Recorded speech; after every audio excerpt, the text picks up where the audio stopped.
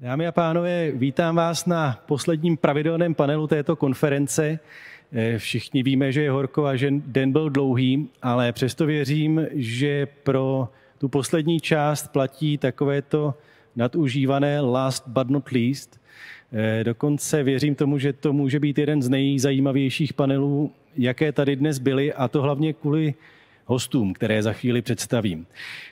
Takový stručný oficiální název toho panelu je Odpovědnost Západu, ale já řeknu otevřeně, že on není ten název úplně přesný, protože snad ještě více než o odpovědnosti Západu budeme mluvit o vztazích. Budeme mluvit o vztazích mezi Západem a Ukrajinou, Západem a Ruskem, Ruskem a Ukrajinou a asi i dalších typech vztahů. Pro tento panel máme 3 hosty, přestože vidíte jen 2.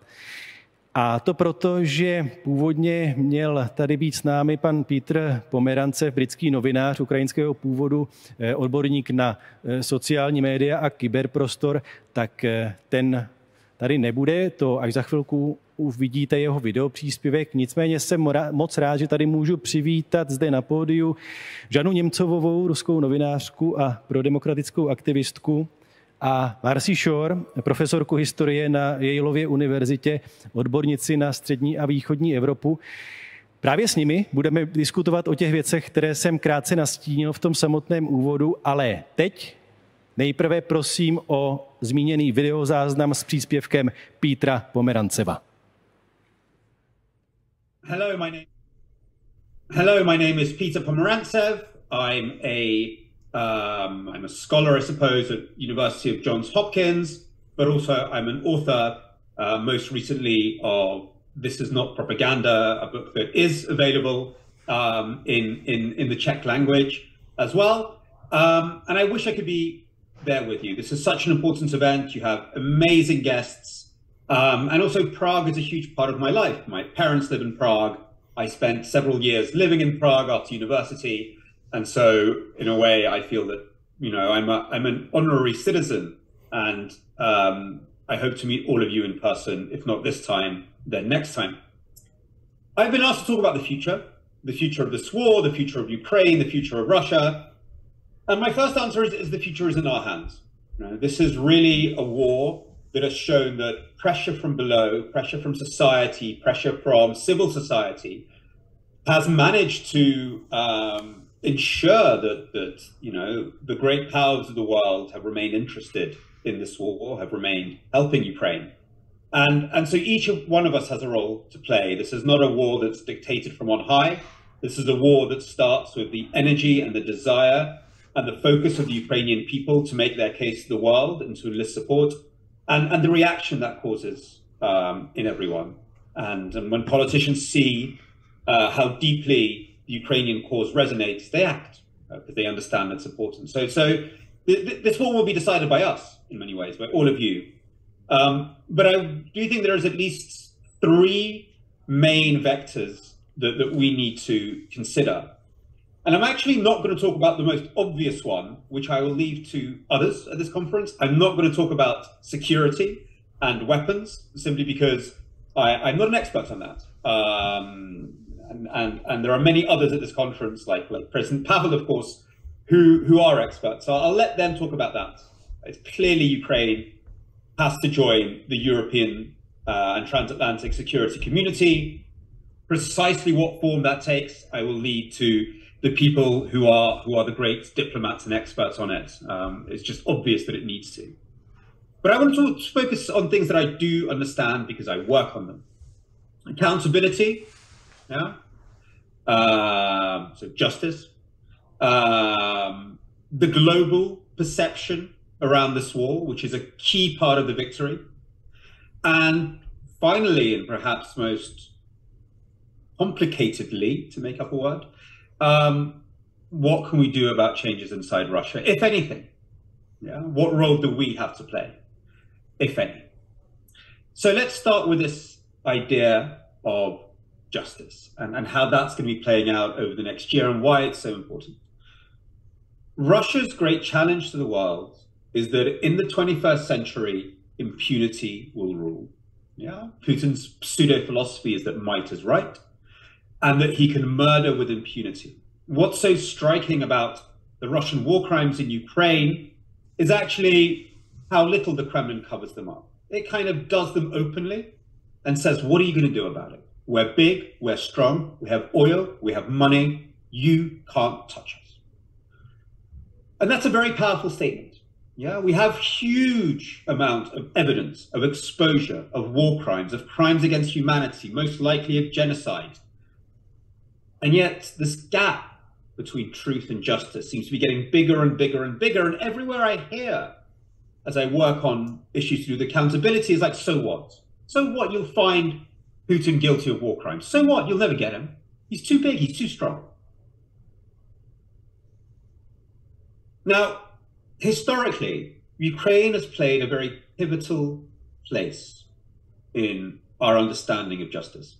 I'd like to take us back a little bit to the 1930s, when two lawyers from the territory of today's Ukraine, from the town of Lviv, Raphael Lemkin and Lauterpath, seeing the devastation going on around themselves during partly the Holodomor, Stalin's enforced famine of Ukraine, realized that our forms of international justice are lacking. Later, when so much of the Holocaust plays out in the territory of today's Ukraine, they go on to develop their theories further, and they come up with the language to define evil and to hold evil accountable. The idea of genocide and the idea of crimes against humanity. Now, I don't think it's accidental there from today's Ukraine. Because Ukraine is positioned so in such proximity and in many ways as it's so much part of the European story and European institutions, an integral part of it, but at the same time has always been so vulnerable to the violence caused by different empires, but most of all the Soviet Empire, the Nazi attempt to build an empire, the Russian Empire before that. Because it's in this place between barbarity and meaning, it can be the place where we start to make sense of horror. It's the place where all our minds start going, okay, how do we make sense of what is going on and how do we hold it to account? That might be part of the destiny of Ukraine, and certainly is its historic destiny. It's not accidental that our concepts of genocide and crimes against humanity were formulated by people from today's Ukraine. And I think we'll see that in this war. Not only will I think we'll see the old ideas of accountability being used, war crimes, crimes against humanity, genocide, I think we'll see new ones. Because what Russia is doing goes beyond those categories. I'm speaking now a few days after Russia's explosion of the Kakhovka Dam. People are describing it as an ecocide. That's not a legal term, but it needs to become one.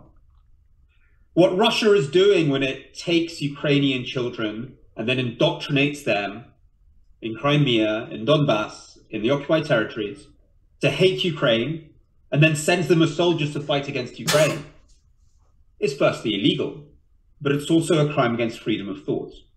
That's what the Chinese are trying to do with the Uyghurs. Again, this is not something that has ever been used in legal practice, but I think we will do that. And when we think about justice, I think we have to think about it in a much broader way than we have previously. So I work on something called the Reckoning Project, an NGO that I created with my colleagues Janine Di Giovanni and Natalia Kumenyuk in the aftermath of the full-scale invasion. And our idea is to think about accountability, not just a trial in The Hague, the sort of magical belief we have in The Hague. We think about it all the way from the court of public opinion, the court of sanctions, the court of public pressure.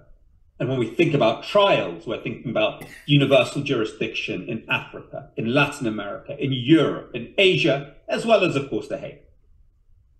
A web of accountability, both in the public sphere, in the economic sphere, and in the classic sphere of courts. I very much like the idea that's been put forward by British lawyers to create an economic tribunal for Ukraine. So people who have suffered from the war will be compensated through a system of courts and tribunals with assets seized from the Russian states, and I think from sanctions against companies that keep on doing business with Russia. So there are all these ways we can think about justice, and there's all these new charges that we have to lay at Russia's door. Yeah? At the moment, we're still very far away from it. At the moment, a few companies left Russia, most stayed, especially German ones.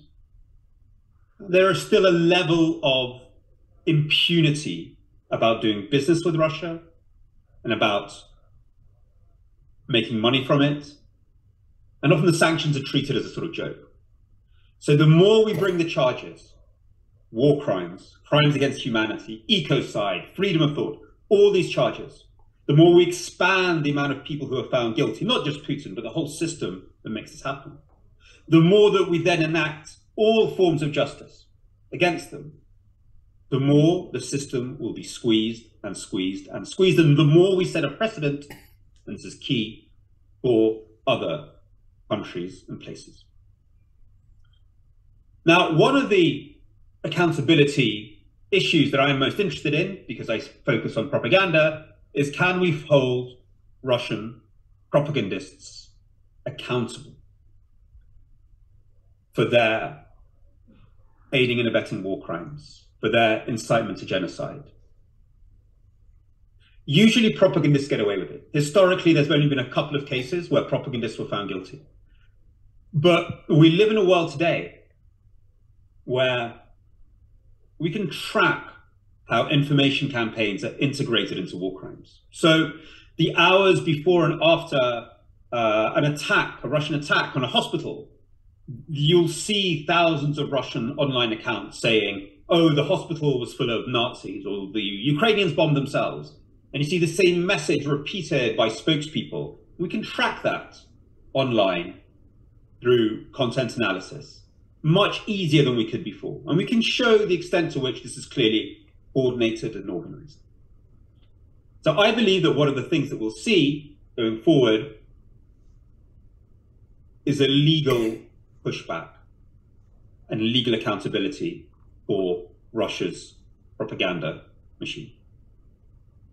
Now, this brings me to my second point that I want to talk about, where I think the crucial battle will be over the next year and where we have a role to play, and that is in the information space. Because however, legal means against even the most malign information operations will never in democracies be able to stop, or should they ever fully stop, Russian communication. They will keep on pushing out their lies and their disinformation to Europe, but very important to the global south, to Africa, to Latin America, to the Middle East, where Russian media remains at times hegemonic, but always a very major player and operating with complete license. Now, while legal mechanisms will be one way to undermine the system, they can't and they shouldn't ever be the only way. In democracies, at the end of the day, for very good reasons, any kind of legal mechanisms will be limited to the most egregious types of genocidal propaganda. So the question is, how do we compete? How can we reach audiences in the parts of Europe that are still pro-Russian, and sadly there are these communities in every European country, and in some European countries the attitudes remain very pro-Russian, and then beyond that. Now, this is very important because Putin can still win this war in the eyes of global perception. Yeah, he can still say, hey, I went on a war, but I survived. I survived. You're still all doing business with me, and I got away with it. Even if I didn't get to capture the whole of Ukraine, I got my 10%, I kept Crimea, had a bit of fun. And at the end of the day, it's all the West's fault, which is an attitude which is still dominant everywhere. Putin is still often perceived as someone, a small guy, taking on the big guys. And the small guy's allowed to lose. The main thing is he took them on. Look how brave he is, fearless. Yes, he made some mistakes, but what guts he has. Now, that attitude is still very, very prevalent. The idea that this war is the West's fault, that Russia is just defending itself desperately, the poor little Russia defending itself by causing genocide in Ukraine, is still a story that's quite successful throughout the world. So how can we compete? How can we start reaching these audiences? Because frankly, we do not compete at all at present. Yeah? China, Russia invest huge amounts of resources into their international information operations. We have some woolly idea about supporting tiny little media in, I don't know, in the global south. This will not compete. Yeah? We need to develop our own, what I call a democratic communications infrastructure, which can't be anything like theirs. We know how theirs works, a mixture of troll farms, diplomats who use threats and bribes, TV channels that push conspiracy theories. We know what information war architecture they use. Ours can be nothing like that. Ours has to differ in philosophy. And to put it very simply, ours always has to be about activating people's curiosity, activating their potential as democratic actors, as subjects.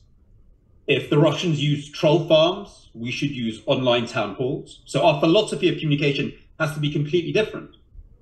But it also has to understand people's biases, their emotions, their prejudices. We have to know how to reach people, to put audiences first, not to lecture down to them. So we are in a kind of psychographic arms race with Russia and China and Iran and extremists to understand audiences and find a way of communicating with them. You don't have to do that in a way that is underhand and manipulative. You can do that in a way that's very open and very welcoming and very democratic, but you have to do it. Currently, we do not. That needs to change. I very much welcome an initiative which has been nicknamed Information Ramstein, introduced by the Ukrainians and taken up now, slowly being taken up by Western partners, where we put together our information capacities, a little bit like we have with the weapons, where the main democracies, the most important communicators, work together in order to counter the threats posed by Russian disinformation and authoritarian information war throughout the world. If we work together, we can be more than the sum of our parts. We've proved that with the weapons. We should be doing the same in the information space. But the biggest information challenge of all, of course, is into Russia. And here we are in a moment of pause, a moment of hesitancy, for many reasons. Historically, democracies have always done public information campaigns, media, cultural activity into the heart of the enemy. We did it in Germany in the Second World War. We did it with the Soviet Union in the Cold War. We haven't started to do that with Russia, largely because we still haven't admitted to ourselves in the West that Russia is a long-term problem. We're still treating this just as Ukraine's problem. So let's help Ukraine a little bit. It's not. Russia is our problem too. Russia wants to destroy the fragile, pitiful, but deeply valuable, minimal adherence to democratic values that has been managed to be created since the Second World War and the end of the Cold War. I don't want to over-glamorize it. It's tiny, but it's something. They want to destroy that. They want to discredit the West. They want to divide and conquer us. At the moment, we still haven't officially said that we're in a state of political war with Russia. Yeah. We are in political warfare with Russia. That's not something we've officially said and have admitted. Firstly, we have to admit that. Secondly, we have to understand that there are very limited things we can do in communicating with Russian audiences, but they're very important. All we're really talking about now is changing perceptions in Russia so that it shifts the calculation of the elites to get them to change their foreign policy. This is not about regime change, which is an idiotic idea, and the idea that you could change the regime in Russia is stupid, frankly. This is not about, the decomposition of Russia, all these esoteric debates that we have. We don't know that future. We have a very, very precise aim over the next 3 to 5 years, which is changing perceptions in Russia so that they change their foreign policy. No? The same way that we had to, after, Vietnam or pulling out of Afghanistan or many other cases. Or like the Soviet Union did when it pulled out of Afghanistan. That's what we have to get to. Now that's possible. This is not about finding good Russians. This is not about promoting democracy in Russia. Somebody else can do that. That's very important. It's a long-term project. That's not our mission right now. It does mean understanding Russian audiences. It means taking the 3 policies we have towards Russia: diplomatic isolation, economic sanctions, and military support to Ukraine, and ensuring that there is a public information component that communicates them forcefully to the Russian people. Forcefully, I mean in a way that's powerful and resonant. At the moment, we have a very weird situation. We help arm the Ukrainians, but then those defeats that the Ukrainians inflict on Russia are not communicated to the Russian people. They find out about them, but then they should be communicated relentlessly, non-stop, to show your leadership does not know what it's doing. At the moment, that's not happening. People in the rest of Russia barely heard about the incursion into Belgorod. And when they heard about it only from Putin. Nobody's doing that well. When we impose diplomatic isolation on Russia, which is quite correct, sports isolation, we then let Putin explain this to the Russians, strengthening his own position. When we enforce sanctions, we let Putin explain the sanctions to the Russians, allowing him to spin it to his own benefit. That can't go on. Yeah? We have to be following up our policies in the economic, political, and military space with information, or else they won't work properly. Imagine you were to do an economic reform policy in the Czech Republic and not follow it up with a public information campaign. Could you imagine that? And let the opposition own the narrative. Insane. But that is what we're doing. That is the next step that has to be taken. In terms of how you do it, let's make that the focus maybe of your conversations, of a future conference. But compared to the Cold War, where all we had was shortwave radio, the opportunities to communicate to Russians are vast. The vulnerabilities and cognitive openings are there if you look for them. We just have to have the will and the desire to do so. And I hope your conference will be part of elaborating the vision to achieve just that.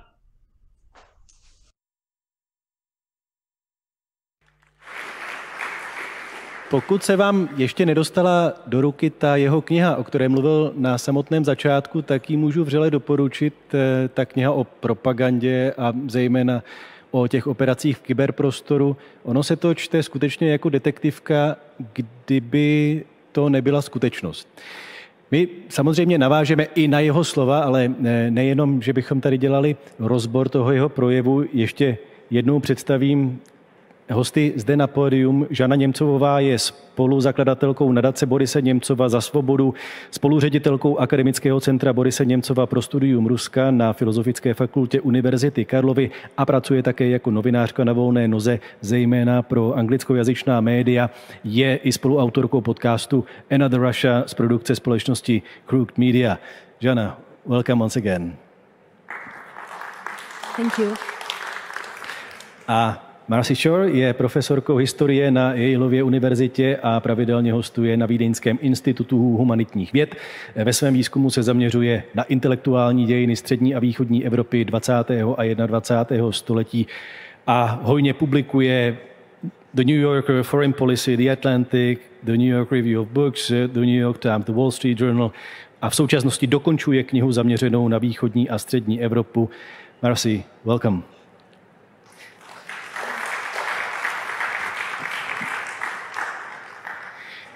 If Pokud můžu začít něčím, co řekl Petr Pomerancev, on mluvil o důležitosti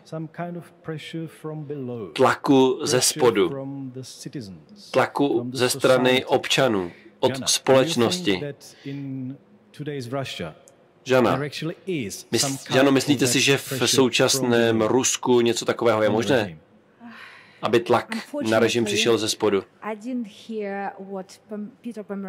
Já se omlouvám, ale neslyšela jsem, co Petr Pomerancev říkal, protože ten zvuk nebyl dobrý a českým titulkům nerozumím, ale ráda bych řekla, že jsem poctěna tím, že tu můžu být s vámi. Jak jsem očekávala, je tu plno. Před tím, než odpovím na vaši otázku, je, že bych ráda řekla, že pan prezident dneska mě zmínil jmenovitě. V jedné ze svých odpovědí řekl, že Rusové se nestydí. Já nemůžu mluvit za celou zem, ale můžu mluvit sama za sebe a já se stydím. A přemýšlím o tom každý den. Dnes jste ukázali fotografie, které pořídili čeští fotožurnalisté. A vždycky, když je vidím, tak mi to láme srdce. Přestože můj otec byl Boris Němcov, byl zavražděn v Rusku, celá moje rodina byla proti anexi Krymu, pořád to cítím. A vaše téma je zodpovědnost. A o čem já mluvím, je má morální odpovědnost. To cítím. Za druhé, pokud jde o společnost, bohužel Petra Pomeranцева jsem neslyšela, ale řekla bych to takhle. Za poslední 3 dekády ruští politici se soustředili na stát.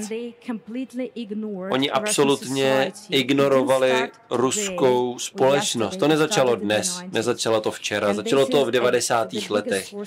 A tohle je největší zdroj našich problémů. Stav ruské společnosti, to, že se lidé nezajímají o politiku. Nestalo se to dnes. Lidé se o to přestali zajímat před desetiletími. Jeden příklad za všechny. Já nejsem překvapená, že mnoho Rusů podporuje válku, alespoň pasivně. Když můj tatínek byl zavražděn, tak 1/3 Rusů řekla, že je to nezajímá. Tohle je stav naší společnosti. Pokud chceme něco změnit v Rusku, pokud chceme v Rusku vybudovat udržitelnou demokracii, nemůžeme mít jenom jednoho člověka, který to povede. Ať už je to parlamentní, prezidentská republika, musíte pracovat se společností, musíte mít demokratické vzdělání. To, co se stalo po druhé světové válce v Německu, zabere to spoustu času. A ještě jedna věc, kterou dnes řekl pan prezident. Řekl, že dlouhodobě vzdělání je zásadní pro boj s propagandou. A s tím absolutně souhlasím. A chci říct, že Česká republika pro mě je samozřejmě cizí zemí. Včera jsme tu ale zahájili program pojmenovaný po mém otci na Karlově univerzitě, protože chápeme, jak důležité je rozumět Rusku více. Kdo by měl být vaši studenti? Budou to Rusové, Češi? Kdo to bude? Ukrajinci? Každý se může přihlásit do toho programu, uvidíme. Marci, když se vrátím k tomu tématu stavu ruské společnosti. My, co v Rusku dnes nežijeme, co vlastně víme o ruské společnosti, když Peter mluvil o důležitosti tlaku ze spodu. Můžeme tuhle otázku vůbec zodpovědět? Je tam nějaký tlak? Je tam takový tlak v Rusku? Víme o tom? Si neslyší, jo? Funguje to? Slyšíme se. Já souhlasím s Petrem. Myslím si, že ano. Musíme podniknout nějaký zoufalý pokus, jak oslovit lidi, ale pokud jde o to, kolik je tam lidí, jestli je to pár lidí, jestli je to větší skupina lidí, jestli se tam něco připravuje v Belgorodě, jsou to ruští partizáni, kolik jich je? 6, pár desítek, 200 tisíc, my nevíme. Díváme se do té černé krabice a nevíme. My vůbec nevíme. Musíme věřit, že nějakým způsobem, nějak, je možné se k těm lidem dostat. Nejde nějakým způsobem nahradit lidi, kteří přemýšlí. Není tady žádné magické řešení. Potřebujete lidi, kteří dokáží přemýšlet sami za sebe. Jak se k ním dostanete, jak jim pomůžete, jak je podpoříte, jak vytvoříte nějaký informační prostor, aby dostávali různé informace, ty techniky, strategie. Petr se tímhle evidentně zabíral mnohem do větších podrobností, ale já nedokážu uvěřit, že v Rusku je 140 milionů lidí sadistů, kteří nechtějí nic jiného, než mučit lidi. Já si myslím, že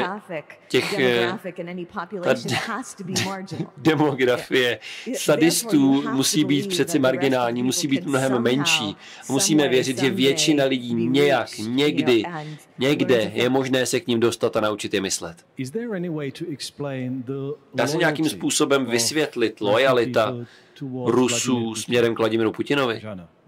Žano,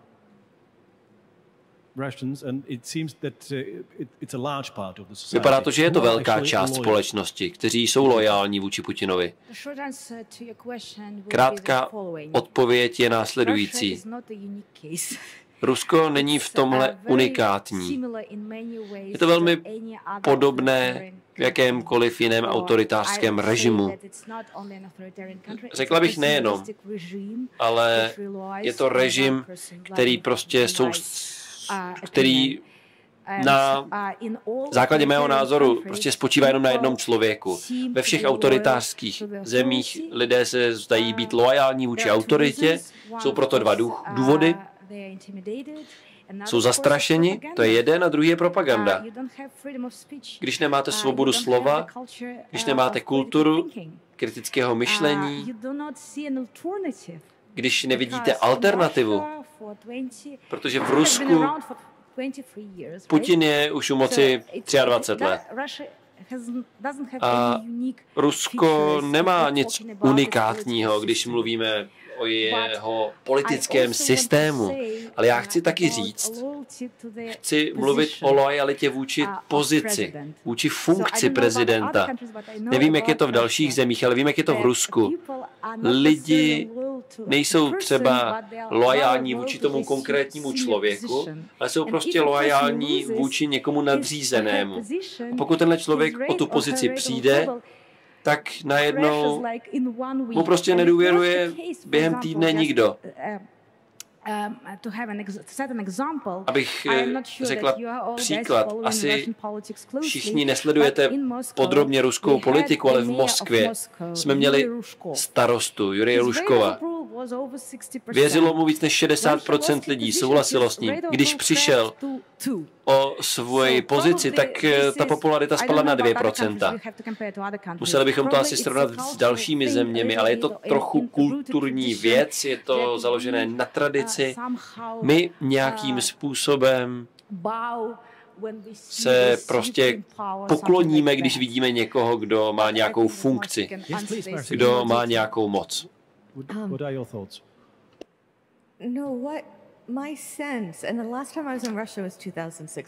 Já jsem naposledy v Rusku byla v roce 2016, to je třeba říct. Já se snažím sledovat, co se tam děje, ale nejsem tam. A když tam nejste, tak samozřejmě je to obtížné přesně chápat, co se tam děje. Ale přijde mi, že antropologická katastrofa, abych použila frázi, je prostě krize subjektivity. Lidé se necítí zodpovědnými. Oni kriticky nezhodnocují informace a to, co dělají. Anekdota, kterou jsem slyšela, která to podle mě nejlépe vystihuje, slyšela jsem ji od přítele, sociologa z mojí generace, který vyrostl v Kyjevě, ale působí v Německu, v Rakousku. No a ona prováděla po Majdanu sociologická šetření v Rusku a ptala se lidí na to, jak můžeme zabránit něčemu jako stalinistický teror. K tomu, aby se vrátil, aby se zopakoval. A pamatuju si tuhle konverzaci velmi živě, sedíme v kavárně ve Vídni a ona řekla Marci, nejen, že lidé neměli odpověď, ale oni nechápali tu otázku.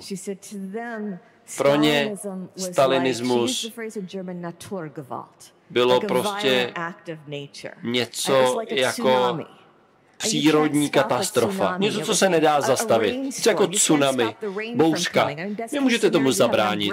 V nejlepším případě máte prostě ve skříni deštník, ale není to nic, čemu vy dokážete zabránit. A tohle mi přijde klíčové. To je ta patologie v Rusku. Ono je to hodně podobné. V téhle anekdotě je to obsaženo.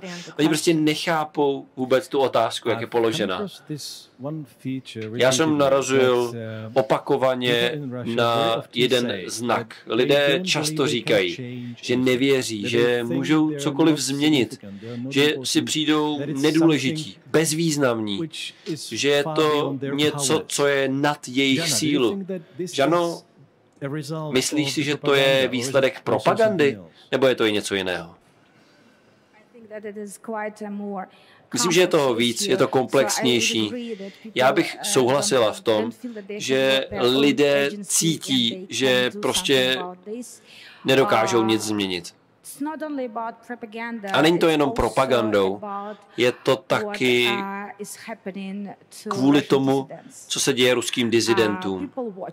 Lidé to sledují a vidí, že všichni ruští disidenti, kteří zůstali v Rusku, jsou zavření, jsou ve vězení. Spousta prominentních lidí, Alexej Navalny, Volodymyr Karamazov, který byl odsouzen k 25 letům vězení v Rusku. Lidé chápou, jak vysokou cenu by zaplatili, pokud by se rozhodli promluvit proti režimu. Je to vysoká cena. Hodně málo lidí je připraveno takovou cenu zaplatit, ale i tak máme v Rusku hrdiny, nejenom mezi prominentními lidmi, ale taky mezi, nechci nikoho urazit, nevím, jak to říct správně, mezi lidmi, obyčejnými lidmi. Lidmi, kteří, řekněme, nejsou aktivisté. Nadace Němcovová dává cenu za boj za demokracii a svobodu. A letos jsme tu cenu předali 5 politickým vězňům, kteří byli odsouzeni za to, že odsoudili válku, ruskou agresi na Ukrajině. A tohle jsou lidé, jeden například z Vologdy, on je odsouzen na 7 let. Oni se rozhodli, oni věděli, jaké výzvy před nimi jsou, oni věděli, jaké riziko podstupují. Rozhodli se vystoupit proti tomu. My vždycky generalizujeme, je to mnohem jednodušší zobecňovat, ale musíme taky přemýšlet nad konkrétními příběhy těchto lidí, kteří se rozhodli promluvit. Rozhodli se protestovat, říct, co si myslí, být upřímní, dostát svým principům a říct ne válce. A takových lidí jsou stovky. Stovky lidí byly obžalovány a odsouzeny. Jsou to lidé, kteří nemají žádné politické pozadí. Marci, myslíš si, že tohle je recept, který využívají všichni diktátoři proti disidentům, jak rozsívat strach? a umlčet, řekněme, občanskou společnost. Tohle rozhodně není nic nového, tohle diktátoři dělali vždycky. Co je kouzelná otázka, kterou si pokládají sociologové, a my na ní zatím nemáme kouzelnou odpověď, je, kde se to zlomí. Vyjde 500 lidí, tak uvězníte 500 lidí. Vyjde 5000 lidí, uvězníte 5000 lidí. 50 000, 500 000, kde je ta hranice? Kolega z Ukrajiny mě navštívil v poslední době a říkal, co by se muselo stát, aby ten režim v Rusku padl. A on řekl, kdyby v Moskvě byly 2 miliony lidí v ulici, tak by zítra ten režim padl. A já jsem říkal, jak je to možné? Kde je ta hranice? 1,9 milionu by nestačilo? Ne, je to prostě klasický případ nějaké společné akce. Je to problém, každý člověk, který se chová racionálně, když si uvědomí, že když ho tam chytí, tak půjde na 25 let do vězení, jeho děti vyrostou traumatizované, rodina se rozpadne, Putin zůstane u moci, tak každý samozřejmě zůstane raději doma, ale pokud by všichni společně vyšli ven, tak ten režim může padnout. Jak dokážete dost lidí dostat k tomuhle rozhodnutí? To je ta magická otázka revoluce. Jestli k tomu můžu něco říct, já si myslím, že by tady měly probíhat dva různé procesy. Lidi by měli vidět, že stát je slabý. Jako byl na konci 80. let v Sovětském svazu. Ten stát byl mnohem slabší, než to vypadalo a než byl před nějakými 4-10 lety. Já vám dám příklad. Moje babička ze strany mého otce, ta pořád ještě žije. V roce 1987 vyšla na hlavní náměstí toho města, kde jsem se narodila, a sbírala tam podpisy pod petici za proti výstavbu jaderné elektrárny v našem městě, to bylo pod Černobyl. Měla odvahu, že vyšla ven a neměla vůbec žádné problémy s policií. Tohle by za Stalina neudělala, protože to by nepřežila. V roce 1942 těžko byste šel sbírat podpisy proti výstavbě jaderné elektrárny. Nebo dneska, dneska už je dost staré, jí 95. Ne, myslím někoho jiného.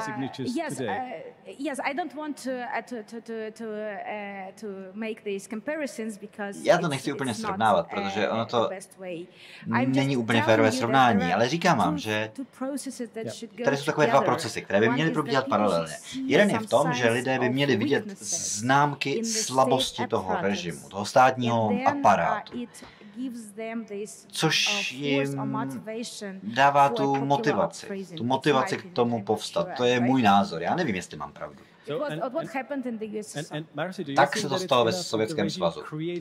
A Marci, myslíte, že stačí, když ten režim jenom udrží tu fasádu, že se tam nic neděje? Řekněte mi, že jsem naivní, ale já si myslím, že ty trhliny tam vždycky jsou. Ale ta otázka, o kterou celou dobu jde, kdy už je těch trhlin dost, kdy už víte, že tady stačí zatlačit a celé se to rozpadne. A to nikdy nevíte. Ty první dny nebo týdny té války, já jsem byla upřímně hysterická, já nejsem moc klidný člověk a nejsem Ukrajinka, ale stejně. Byla jsem na Zoomu, mluvila jsem s kolegy, na něčem to organizoval Pen Club, ale pak jeden z těch zástupců Pen Clubu, specialista z jihovýchodní Asie, ten tam se mnou mluvil a snažil se nás nějak trochu nám dát nějakou morální podporu. On řekl, Oksana, Marci, jestli vám něco můžu říct, jestli se vám to trošku pomůže. Já jsem se naučil jednu věc. Když jsem psal o válkách a revolucích 30 let v jihovýchodní Asii, řeknu vám tohle. Někdy tyránský režim se zdá nejstabilnější těch pár minut předtím, než padne. Žano, vy jste zmínila, že dnes ráno tady byl prezident a po českém prezidentu jsme tady měli rozhovor s Vitalijem Kličkem, se starostou Kyjeva.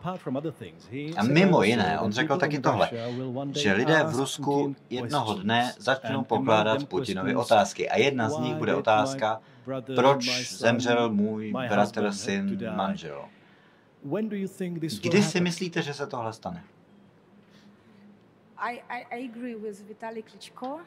Já souhlasím s tím, co říká Vitalij Kličko. Já se s ním znám, několikrát jsem dělal rozhovory, on byl kamarád s mým tátou, bohužel nemohl přijít osobně, ale má pravdu. A chci říct jednu věc v souvislosti s tím, co říkal on. Já nevidím žádný konec této války, dokud je Putin u moci. Tohle je jeho modus operandi. Takhle on si zajišťuje svoji pozici jako vládce Ruska. A ano, nějak se to bude měnit. Nějaká opotřebovávací válka, nevím, něco takového. Ale pokud on se rozhodne tu válku ukončit, je to jeho rozhodnutí. Pokud se tak rozhodne, stane se to okamžitě. Pokud se rozhodne stáhnout vojáky a žoldáky z Ukrajiny,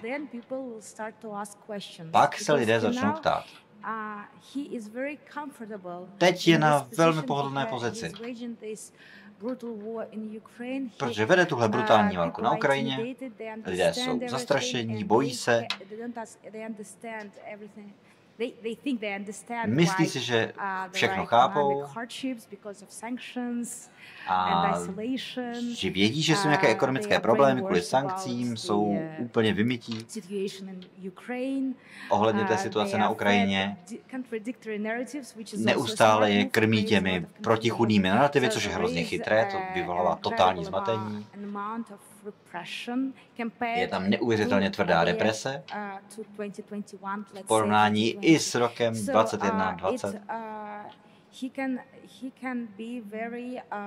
Takže on může mít velmi vysokou sebedůvěru, on si může být velmi jistý svojí pozicí, pokud tahle válka bude pokračovat. Bohužel to tak je. Doufám, že jsem odpověděl na vaši otázku. A pokud tu válku ukončí, pak ta otázka přijde. A to je ta otázka, které se bojí nejvíc. To říká starosta Kyjeva správně. A myslíte si, že Volodymyr Putin se jednoho dne objeví před Mezinárodním soudem? To bude nejšťastnější den v dějinách světa. My na to čekáme, všichni. Minimálně zatykač už na něj vydán byl. Co já chci ze všeho nejvíc, je, aby se tam objevil, spíš než aby umřel. Protože měl by skládat účty. Jeden z problémů Ruska je v tom, že tam nikdy nikdo nebyl pohnán z odpovědnosti.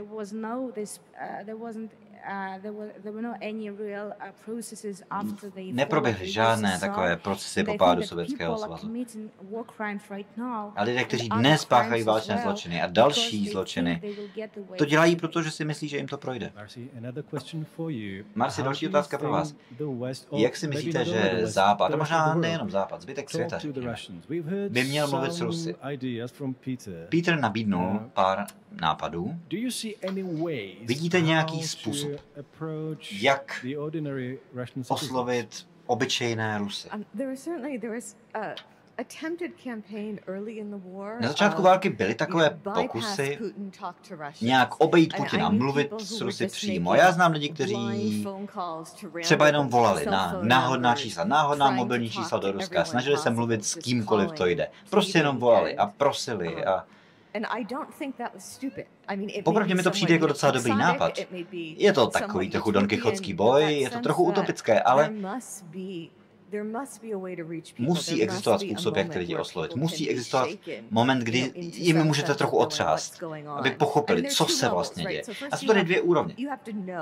Jednak musíte vědět, co se opravdu děje, a pak to musíte vnímat, že je to vaše zodpovědnost. Musí vám na tom záležet. A pak se musíte rozhodnout něco s tím udělat. Ale informace, podívejte, lidi, kteří chtějí informace, se k ním dostanou. Ale jak oslovit ty, kteří ty informace aktivně nehledají? Já myslím, že Peter má naprostou pravdu. Strategicky, technicky, ti lidé, kteří vědí, jak pracovat s internetem, ti to nějak zvládnou. Já tomu úplně nerozumím technicky, ale můžu o tom mluvit filozoficky, protože to mi jde víc. Když vezmeme dialektiku pán otrok, což je Hegel,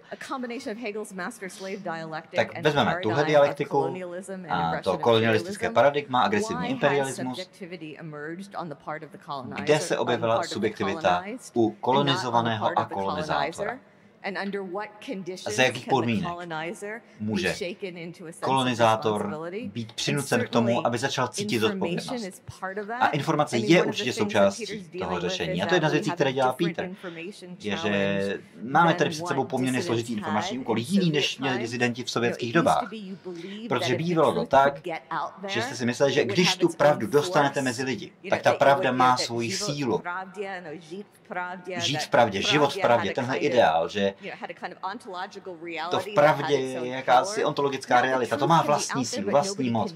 Jenže dneska ta pravda tam může být, ale nikdo si ji ani nevšimne. Potřebujete těmi lidmi zatřást a ukázat jim, kde je. A to je strategická otázka. Další z našich hostů na téhle konferenci, Miroslava Gongadze, novinářka, která tu byla dopoledne, řekla, že 24. únor skutečně byl změnou úplně všeho. Že změnil vztahy mezi Rusy a Ukrajinci zásadním způsobem. Žano, já mám otázku a na to není jednoduchá otázka, to jsem si vědom a omlouvám se. Ale jak tohle funguje na osobní úrovni? Je třeba to tak, že nějací Ukrajinci s vámi přestali mluvit, protože jste Ruska?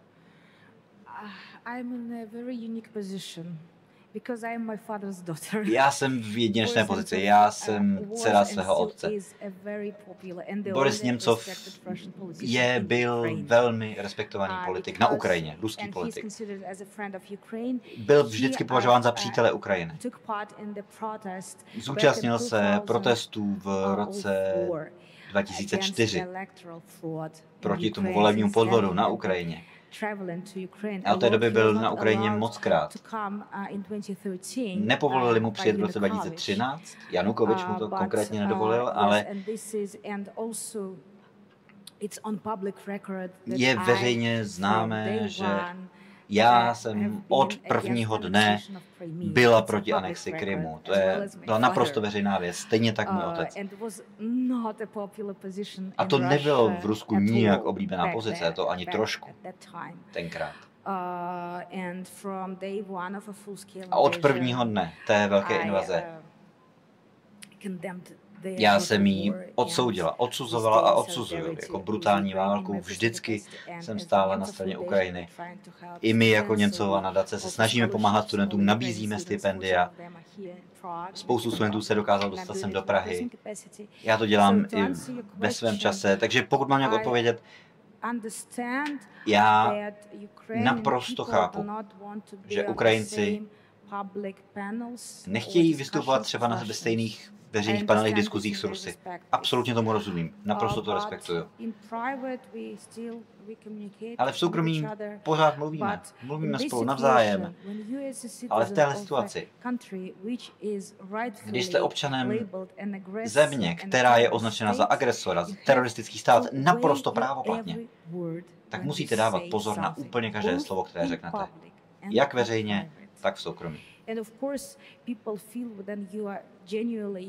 A samozřejmě, já soucítím s Ukrajinou. Já na Ukrajině trávím spoustu času. A Ukrajina mě vždycky přijímala s otevřenou náručí. Poté, co jsem se přestěhovala do Německa. A moje kariéra novinářky funguje jenom díky Ukrajině. Já opravdu k Ukrajině mám velmi výjimečný vztah. To pro mě není jenom nějaká cizí země. Marci, mám ještě jednu otázku pro vás. Vy jste citovala Václava Havla. A já mám další citát od Václava Havla z roku 1990, kde řekl tohle před americkým kongresem. Cituji.